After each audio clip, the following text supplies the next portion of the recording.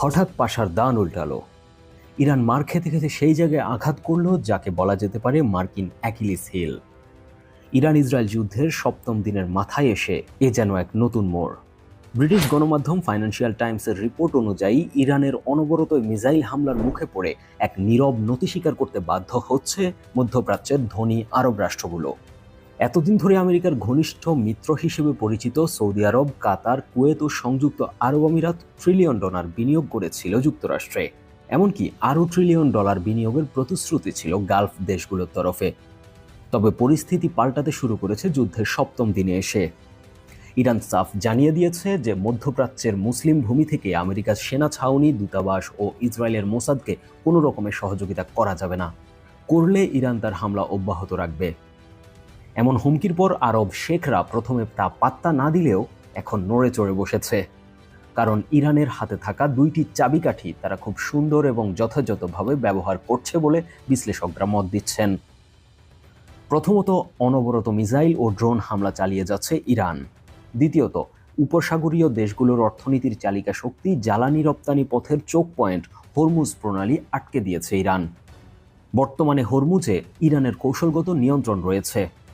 আর এর ফলাফলে আরব দেশগুলোর অর্থনীতির পারদে নিম্নগামী চাপ স্পষ্ট হয়েছে। ইরান সংঘাতের অর্থনৈতিক প্রভাব বাড়তে থাকায় উপসাগরীয় দেশগুলো তাদের যুক্তরাষ্ট্রে বিদ্যমান বিদেশি বিনিয়োগ ও আর্থিক প্রতিশ্রুতি পুনর্বিবেচনা করতে যাচ্ছে বলে জানিয়েছে ফাইন্যান্সিয়াল টাইমস। প্রসঙ্গত, মার্কিন ট্রেজারি বন্ডে সৌদি আরবের 145 বিলিয়ন, আরব আমিরাতের 100 বিলিয়ন, কুয়েতের 51 বিলিয়ন এবং কাতারের অন্তত $7.4 বিলিয়ন বিনিয়োগ রয়েছে। এছাড়া আগামী 10 বছরে মার্কিন যুক্তরাষ্ট্রে প্রায় $4 ট্রিলিয়ন বিনিয়োগ প্রতিশ্রুতি দিয়েছে উপসাগরীয় রাষ্ট্রগুলো, যা এখন হুমকির মুখে পড়তে যাচ্ছে। এর মধ্যে কেবল সৌদি আরবেরই $1 ট্রিলিয়ন বিনিয়োগের কথা রয়েছে। বাংলাদেশ সময় শুক্রবার প্রকাশিত এক প্রতিবেদনে ব্রিটিশ ফাইন্যান্সিয়াল টাইমস জানিয়েছে, যুক্তরাষ্ট্র ও ইসরায়েল কর্তৃক ইরানের উপর হামলার পর সৃষ্ট যুদ্ধ পরিস্থিতি উপসাগরীয় দেশগুলোর বাজেটের উপর অস্বাভাবিক চাপ বাড়াচ্ছে।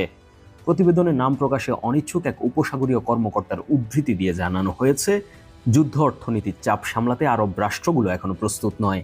তাই তারা বিদেশে করা বিনিয়োগ, চুক্তি ও অর্থনৈতিক প্রতিশ্রুতিগুলো নতুন করে পর্যালোচনা করা শুরু করেছে।